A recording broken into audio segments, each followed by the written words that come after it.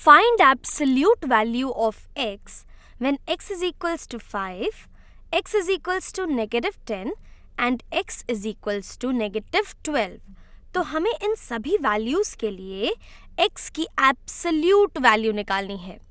और यहाँ पर ये जो एब्सोल्यूट वैल्यू को लिखने का तरीका है ये थोड़ा भारी भरकम दिखाई दे सकता है, लेकिन इसका मतलब बस इतना ही है। इसका मतलब बस ये होता है कि x की 0 से डिस्टेंस कितनी है, यानी कि distance of x from 0। Distance of x from 0 हमें x की एब्सोल्यूट वैल्यू दे देता है।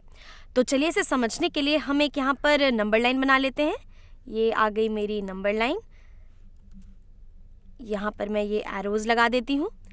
और अब क्योंकि हम एब्सोल्यूट वैल्यू की बात कर रहे हैं जिसका कि मतलब होता है डिस्टेंस फ्रॉम 0, चलिए सबसे पहले हम अपनी इस नंबर लाइन पर 0 लिख लेते हैं। यहाँ पर कहीं मैं अपने 0 को लिख लेती हूँ।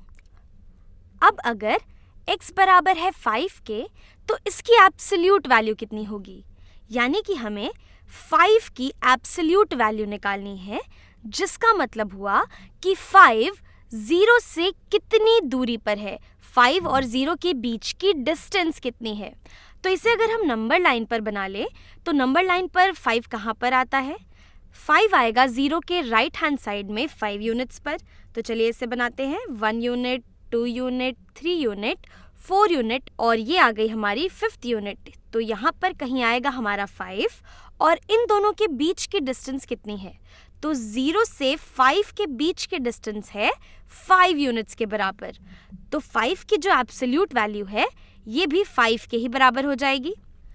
चलिए अब x की दूसरी वैल्यू की बात करते हैं।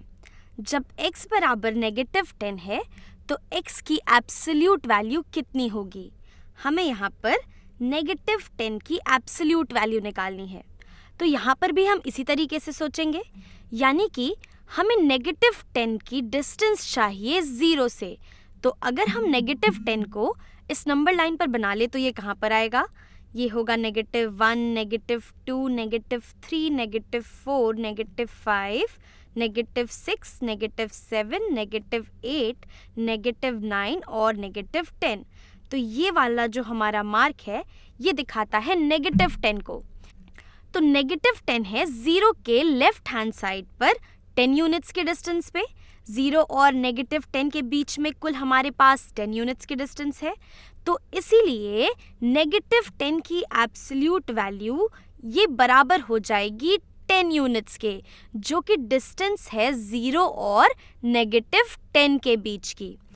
तो असल में किसी भी नंबर की एब्सोल्यूट वैल्यू उस नंबर का पॉजिटिव वाला वर्जन ही होती है। जैसे कि यहाँ पर 5 का जो पॉजिटिव वाला वर्जन है वो 5 ही होता है, इसलिए इसकी एब्सोल्यूट वैल्यू 5 ही है। इसी तरीके से -10 का जो पॉजिटिव वर्जन होता है वो +10 या फिर 10 होता है, इसलिए इसकी एब्सोल्यूट वैल्यू भी 10 के बराबर ही है। तो चलिए इस आखिरी वाले x के लिए भी इसकी एब्सोल्यूट वैल्यू निकाल लेते हैं। हमें यहाँ पर -12 की एब्सोल्यूट वैल्यू निकालनी है और हमने अभी बात की कि किसी भी नंबर की एब्सोल्यूट वैल्यू उसका पॉजिटिव वाला वर्जन होती है। तो -12 का जो पॉजिटिव वर्जन है वो होता है 12, यानी कि इसकी जो एब्सोल्यूट वैल्यू होगी वो 12 होगी। और हम चाहे तो इसे नंबर लाइन से भी वेरीफाई कर सकते हैं। तो -12 हमारे नंबर लाइन पर 0 के लेफ्ट हैंड साइड में इधर आएगा, तो ये है हमारा -10 और -12 इसके भी लेफ्ट हैंड साइड पे होगा। मैं अपने इस नंबर लाइन को ज़रा सा बढ़ा लेती हूँ, ठीक है। तो यहाँ पर कहीं आएगा -11 और यहाँ पर कहीं होगा -12। तो -12 और 0 के बीच की जो डिस्टेंस होगी वही -12 की एब्सोल्यूट वैल्यू भी दे देगी हमें। तो चलिए देखते हैं कि इन दोनों के बीच की डिस्टेंस कितनी है। ये हो गई 1 यूनिट, 2 यूनिट, 3, 4, 5, 6, 7, 8, 9, 10, 11 और 12।